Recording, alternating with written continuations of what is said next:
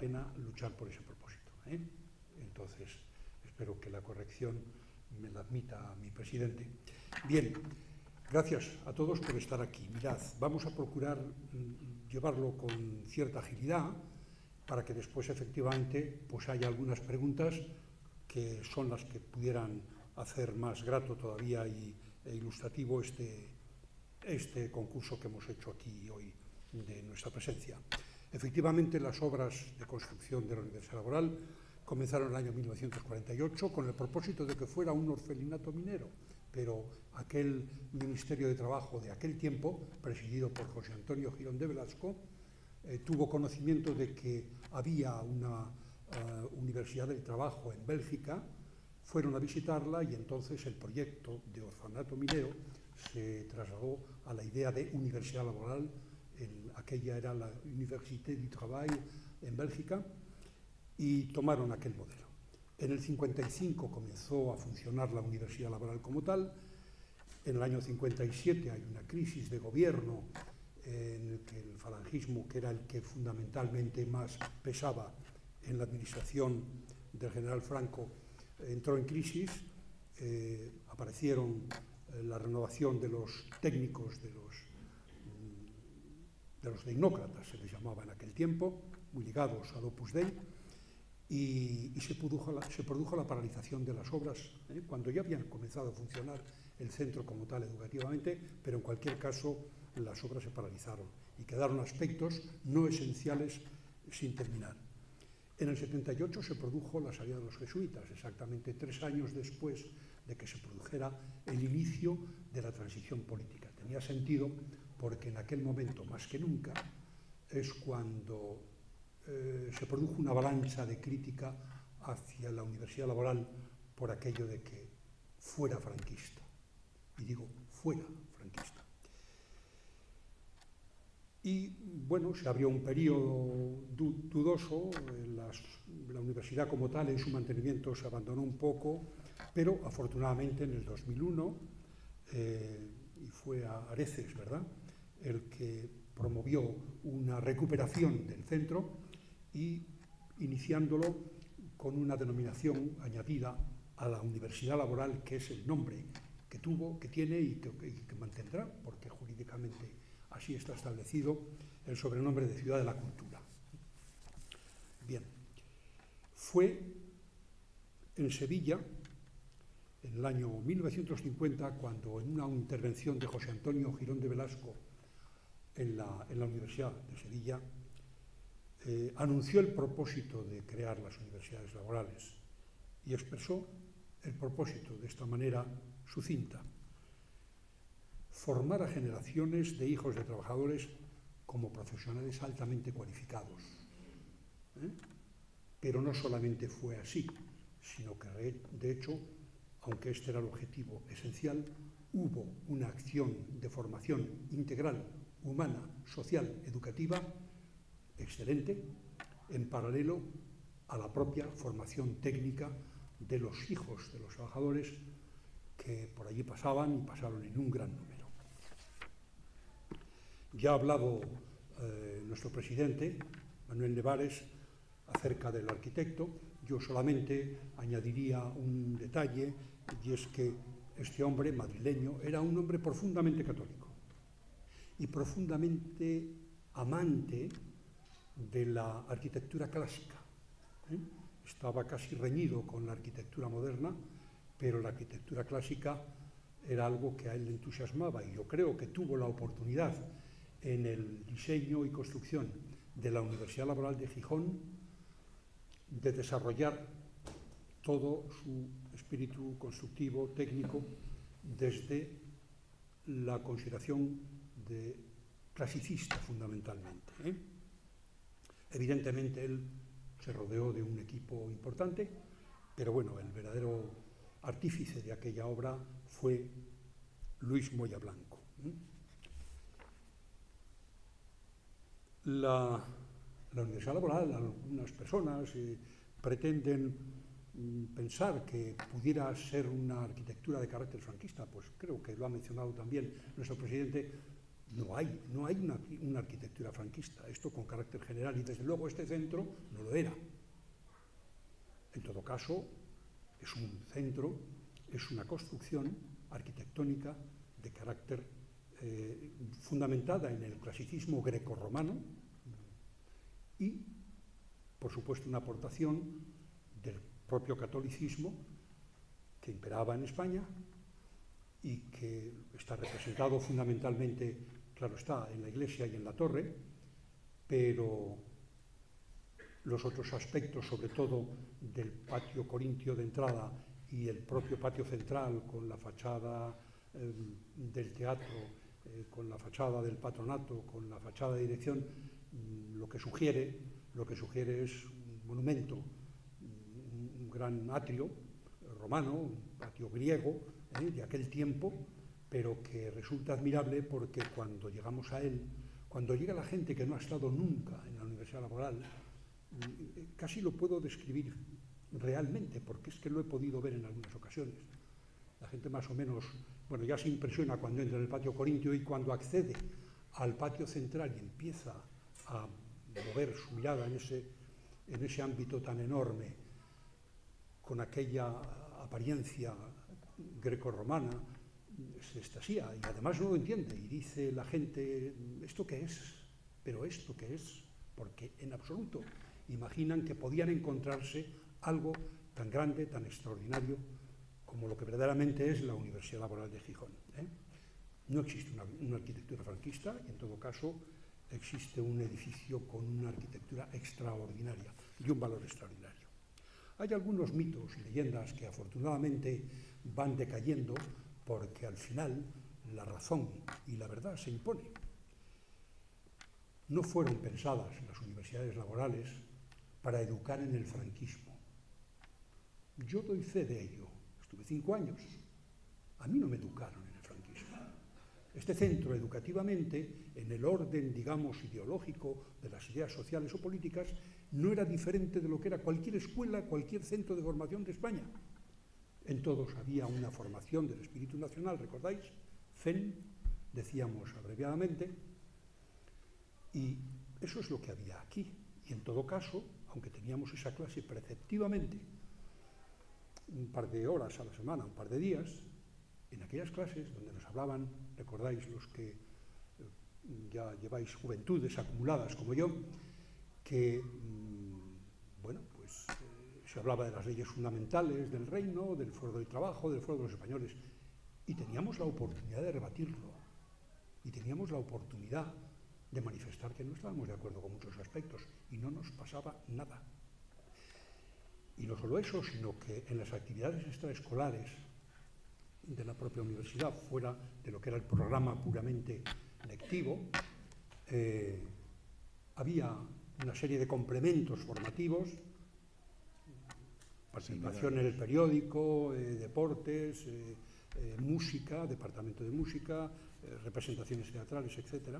Y había clases de sociología. Yo acudí un año a aquellas clases y allí nos hablaban del sindicalismo europeo, de las huelgas que se producían, y del sentido que tenía aquello. Por tanto, en absoluto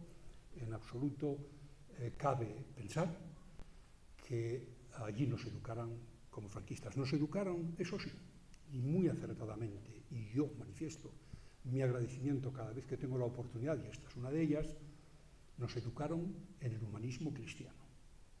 Y de eso se encargaron los jesuitas, cuya labor fue extraordinaria. La organización que mantenían en el centro, absolutamente ejemplar. Funcionaba todo casi como una máquina perfecta.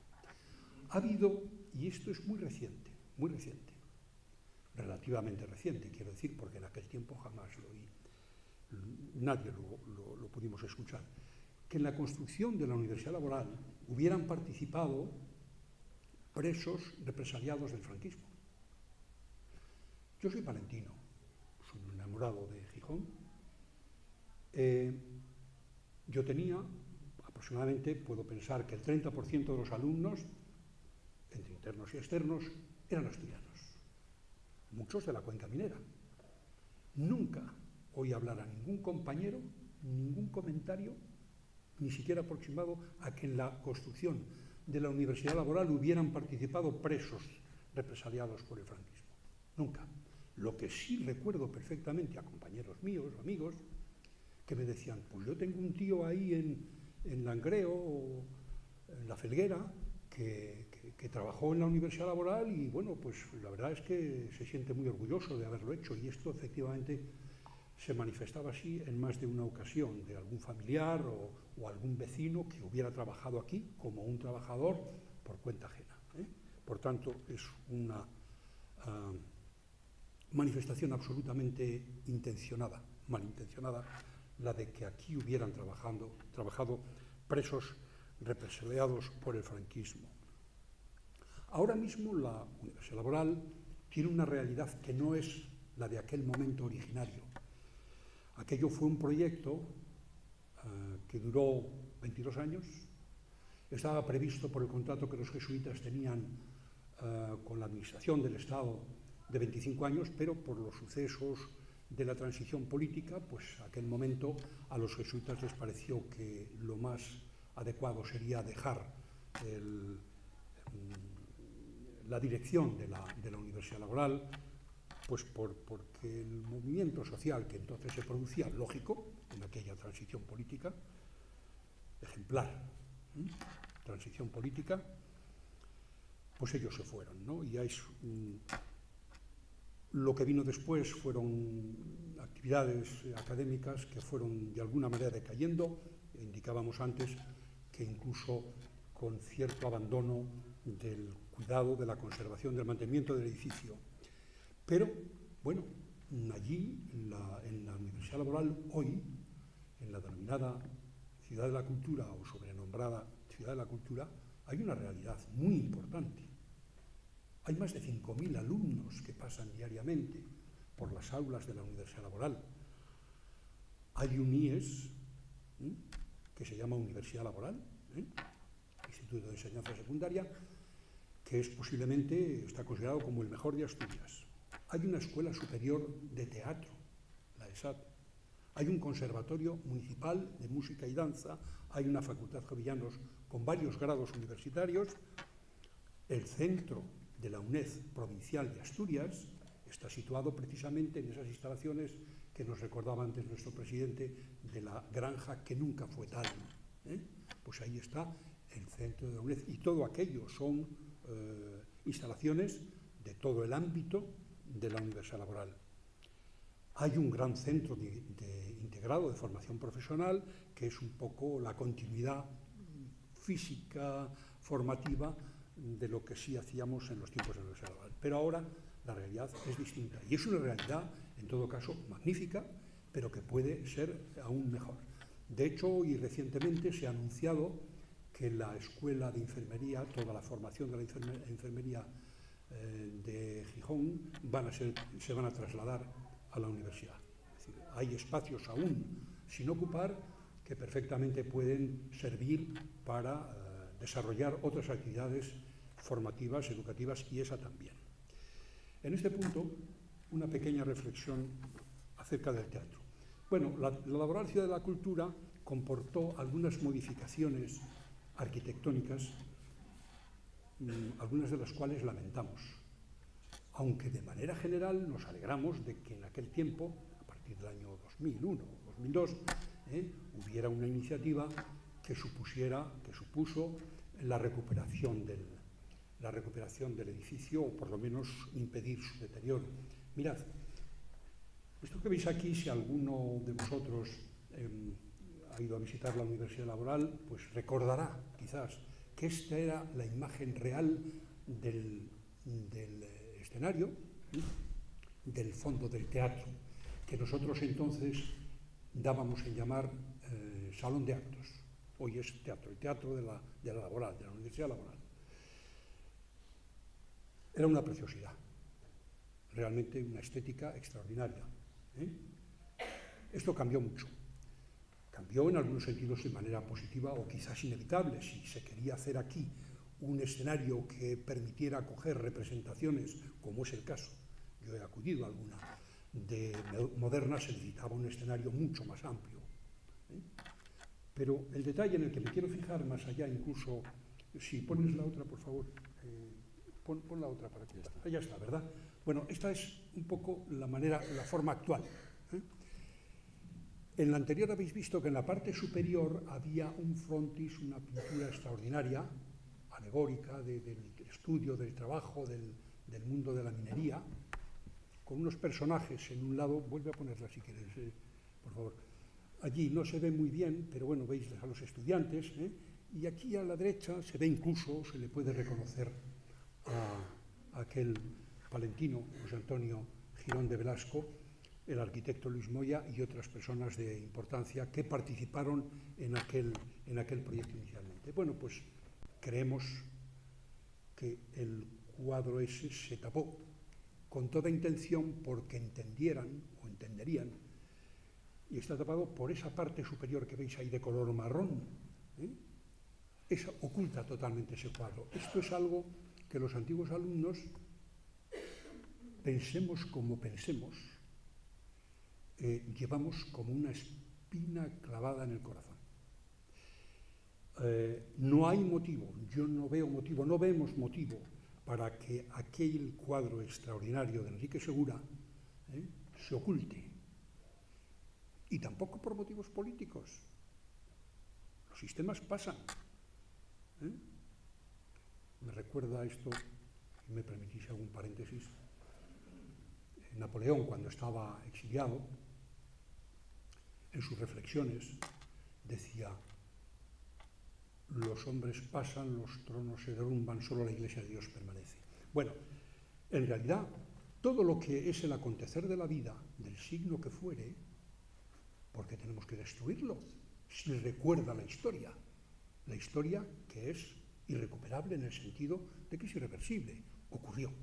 Y en todo caso, es perfectamente admisible que esas personas que fueran las que fundamentalmente, y estamos agradecidos a todos ellos, hicieron posible la construcción de la Universidad Laboral, ¿por qué no tenerlas? Entonces, nosotros tenemos el propósito de mantener nuestra protesta por ese ocultamiento y nuestro propósito de que un día lo podamos volver a recuperar.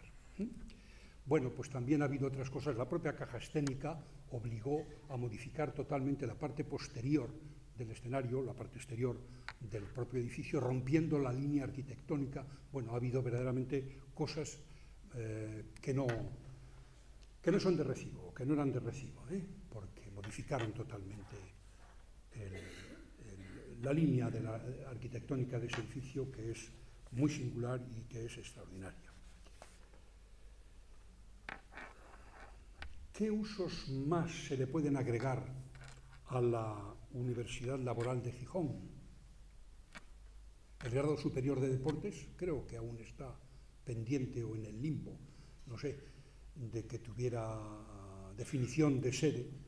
Pues la Universidad Laboral, con todas las instalaciones que tiene, deportivas también, pues sería un lugar ideal. ¿Por qué no una residencia de estudiantes que tampoco termina de definirse si la ponen o no la ponen o dónde la ponen? La Universidad Laboral sería un lugar verdaderamente adecuado para ello. El teatro viene funcionando, hay muchísima actividad y absolutamente meritoria, viene funcionando a veces como lugar de congresos. Bueno, pero creemos que si eso se le potencia más y se hace porque ese teatro es maravilloso y el entorno que tiene, pues entendemos que sería una gran aplicación convertirlo en un auténtico sede de congresos de carácter científico, de carácter sociológico, etc., un gran centro internacional de conferencias y congresos. Me detengo un momento en esto. En la Universidad Laboral hay un aspecto con el que tampoco estamos conformes los antiguos alumnos, y esto conviene explicarlo bien para evitar interpretaciones que no serían las que corresponderían al caso. Toda la parte, no pequeña, pues son varios pabellones con 4 o 5 alturas, que ocupábamos con los dormitorios, que eran los individualizados, los cursos superiores, pero que ahí estábamos la mayoría de los alumnos, se han convertido en pisos sociales habitables. Esto fue un programa social que en su tiempo decidieron de este modo. La asociación no tiene absolutamente nada en contra de los pisos sociales. Es decir, a nosotros nos satisfaría enormemente que en la ciudad de Gijón, yo no sé cuántos pisos sociales parecidos a los de la Universidad Laboral puedan existir, pero si hay 1000, pues nos encantaría que hubiera 2000, 3000, 5000, todo lo que sean factores sociales de ayuda de vivienda, precisamente en estos momentos, con lo inaccesible que resulta desde el punto de vista económico, pues estamos absolutamente a favor. Pero en la Universidad Laboral, un edificio concebido unitariamente desde el punto de vista arquitectónico y desde el punto de vista de la función a la que se le iba a dedicar, formativa, educativa, cultural, es una aberración. ¿Qué tienen que ver viviendas en un edificio que tiene otro sentido absolutamente distinto? Bueno, pues esto es algo que creemos que debería de cambiar, ¿eh? También podía residenciarse en la Universidad Laboral actividades de universidad de verano, como lo es la Menéndez Pelayo de Santander, por ejemplo. Precisamente en esos dormitorios, donde ahora hay minipisos, se le llama así comúnmente, pues podía perfectamente crearse una residencia para esos posibles congresistas internacionales que deseablemente pudieran acudir allí a hacer sus congresos, ¿eh? Y hay otro aspecto que persigue la asociación, una gran exposición permanente de todo lo que supuso aquel proyecto extraordinario de la Universidad Laboral de Gijón para el que fue creada, ¿eh? Hay cantidad de elementos que podrían permitir crear una gran exposición que enriquecería desde el punto de vista turístico e intelectual, enriquecería a la Universidad Laboral, que hoy y cada día más está visitada por más gente, por más y más gente, ¿eh? Es una cuestión que tenemos ahí pendiente y que, bueno, no somos pesimistas en cuanto a que efectivamente se pueda llevar a cabo. Pero fundamentalmente todo esto es para conocer un poquito la Universidad Laboral, lo que es, lo que representa. ¿Por qué candidata a Patrimonio Mundial? Bueno, porque estamos convencidos en la asociación de que reúne méritos más que suficientes, ¿eh? La arquitectura es enorme y grandiosa y de gran valor artístico por todo lo que refleja de la cultura grecorromana sobre la que se fundamenta nuestra civilización occidental y en particular la hispana también, porque tiene una gran riqueza pictórica. Una de ellas, una de las riquezas pictóricas es ese cuadro que hay oculto en el teatro. Tiene mucho valor escultórico, nada más llegar allí, ves una gran cantidad de esculturas, ¿eh? Porque allí además se desarrolló un proyecto educativo de enormes valores sociales, educativos y culturales, y porque no es poco el mérito que supone la actual dedicación de la Laboral Ciudad de la Cultura. Por todas esas razones, entendemos que la Universidad Laboral reúne méritos suficientes para ser una candidata con méritos propios a Patrimonio de la Humanidad. ¿Y qué beneficios le podría reportar a Gijón, Asturias en general, a Gijón en particular, que la Universidad Laboral fuera un día declarada Patrimonio de la Humanidad? Un gran prestigio de la ciudad de Gijón, un incremento local y regional del turismo nacional, también internacional, una mayor potenciación cultural, formativa y universitaria de la Universidad Laboral, que pudiera dar absoluto, total contenido y dedicación a las instalaciones que ahora mismo están desocupadas, atracción cultural y turística internacional, y además, en una situación de ese tipo, siendo Patrimonio de la Humanidad, con todo el edificio puesto a contribución de la cultura y de la educación, evidentemente estaría más garantizado el cuidado, el mantenimiento de este edificio, que evidentemente podemos pensar todos que tiene que ser muy costoso.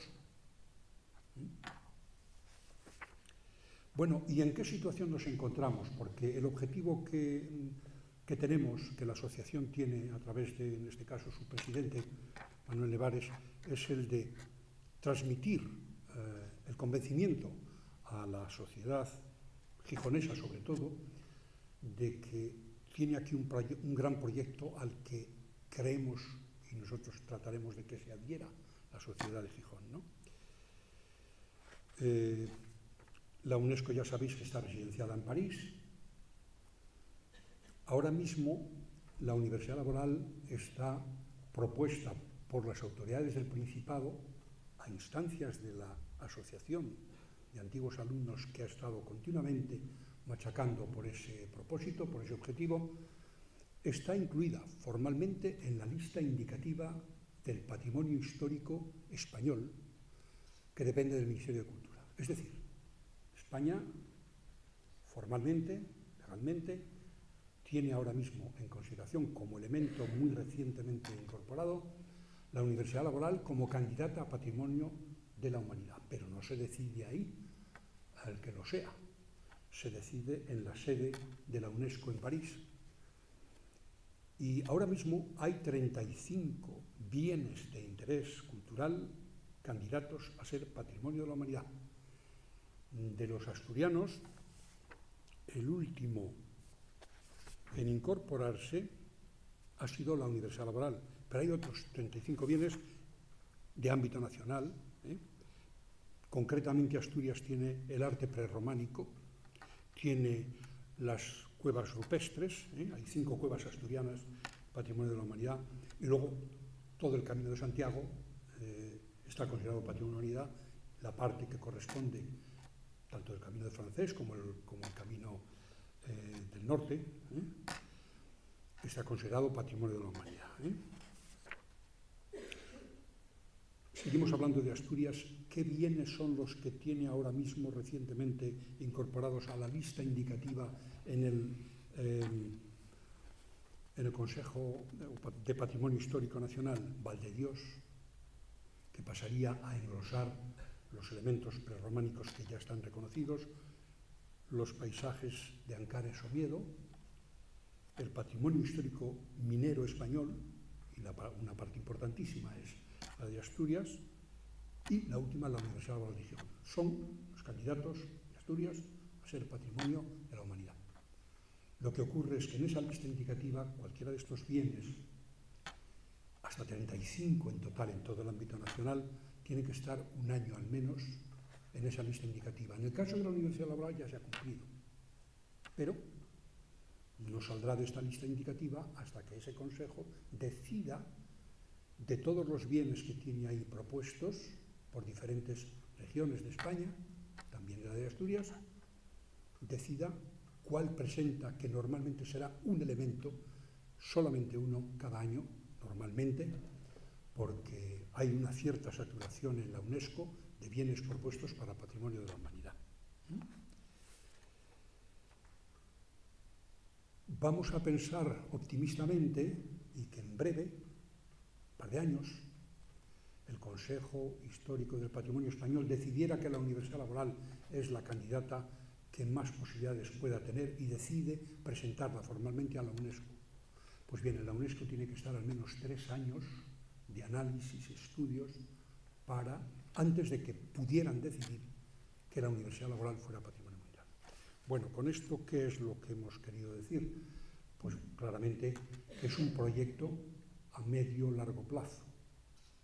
Pero precisamente por esa razón, fundamentalmente, que no es fácil, es por lo que la asociación tiene ese propósito, esa inquietud, y quiere transmitir su propia inquietud, su aspiración y su propósito a la propia sociedad, para que la sociedad se conciencie a través no solamente de sus instituciones, todas las instituciones, sino de la propia sociedad civil que apoyara este proyecto. Y en ese empeño es como la asociación está en ese propósito. Y bueno, pues yo creo que hemos llegado al final de lo que queríamos transmitir. En definitiva, nos alegramos de que hayáis venido, os agradecemos muchísimo el que hayáis prestado atención a nuestros mensajes y os pedimos que además de vosotros tener en vuestro ánimo el convencimiento de que merece la pena apoyar este proyecto, que lo difundáis, que lo transmitáis en vuestros ámbitos familiares, locales, de vecindad, de amistad, de círculos de amistad en la ciudad de Gijón, porque sin el apoyo amplio, insisto, de las instituciones y de la propia sociedad civil, un propósito como este creo que no podría lograrse. Pero la Universidad Laboral tiene capacidad, tiene entidad e intereses de valor en sí mismos suficientes para que pueda ser declarada Patrimonio Mundial. Nada más, muchas gracias. Muchas gracias, Jesús.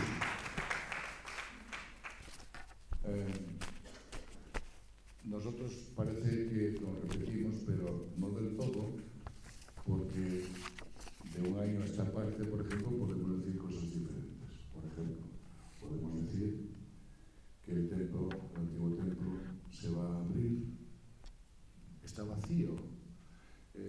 Su mera contemplación vacío, el Panteón de Roma está prácticamente también vacío, y nos extasiamos con él. Pero nosotros creemos que el antiguo templo, la antigua iglesia de la Universidad Laboral, no debe estar vacía, debe llenarse o dotarla de algún contenido. Bueno, tiempo habrá. Lo primero es pensar que ya no hay goteras y que ya no se va a caer la cúpula única en el mundo. Por otra parte, hay una noticia que tiene encandilado a Gijón, que es la recuperación de la piscina, porque la piscina no solamente ha servido para que los alumnos nos bañáramos allí, sino que de verano prestaba un servicio al pueblo de Gijón. Y esto, pues, parece ser que lleva avisos de realizarse. Hombre, no lo vamos a ver en los próximos 6 meses. Es una inversión de calado, son unas obras importantísimas, pero yo puedo decir que la asociación, en las entrevistas que mantuvo, en las reuniones que mantuvo en el ayuntamiento, que es de quien depende demanialmente, porque la laboral es propiedad del Principado de Asturias, a través de la Consejería de Cultura. Y el Ayuntamiento de Gijón tiene unos espacios cedidos para su uso y también tienen que mantenerlo. Bueno, pues tiene los campos de deportes y otros espacios más, entre ellos las piscinas. Y también el antiguo edificio llamado de la Maqueta, que es donde estaba ubicado en el centro, en un espacio de sección circular, la maqueta del centro, y donde tenían donde tenían objeto las reuniones de dirección de los arquitectos y demás jefes de obra. Bien, hay mucho que hacer. Por ejemplo, el ayuntamiento tiene encargado y pagado un proyecto de alumbrado de todo el complejo, interior y exterior, que antiguamente existía. Los que tienen memoria de entonces recordarán que el patio central y la torre de la universidad tenían un alumbrado espectacular, que lógicamente lo componían una serie de reflectores potentísimos que consumían muchísimo, de muchísima potencia eléctrica, y que hoy eso se supone un coste mínimo en explotación, es decir, en vatios, en potencia, en energía. Pero la instalación no existe ya porque está completamente obsoleta. De manera que existe el proyecto y lo que queremos y defendemos es que se dote de iluminación, porque esto también daría mayor grandiosidad, como su día lo dio, pero incluso por el exterior. Y se puede hacer por fases. Y hay que hacer muchas cosas más. Por ejemplo, la techumbre del paraninfo principal. Hay varios paraninfos, además del teatro, hay varios paraninfos, pero digamos que el salón de actos después del teatro, el mayor, el más monumental, tiene en estos momentos una techumbre que es de cobre, al que le faltan, por un vendaval, unos cuantos metros cuadrados. Esto sale a concurso, queda desierto, pasan meses, vuelve a pedir otro vendaval, donde había 40 metros, faltaban 40 metros, ahora faltan 80, que sale a concurso, mientras tanto el agua está dentro. Y todos sabemos por dónde se caen las casas, por el tejado. Hay muchas cosas que hacer, pero hay esperanza de que la cosa se vaya poniendo favorable, de forma que cuando vengan los inspectores de la UNESCO, que vendrán, pues todo esto lo encuentren en mejores condiciones, ¿no? De manera que hay esperanzas.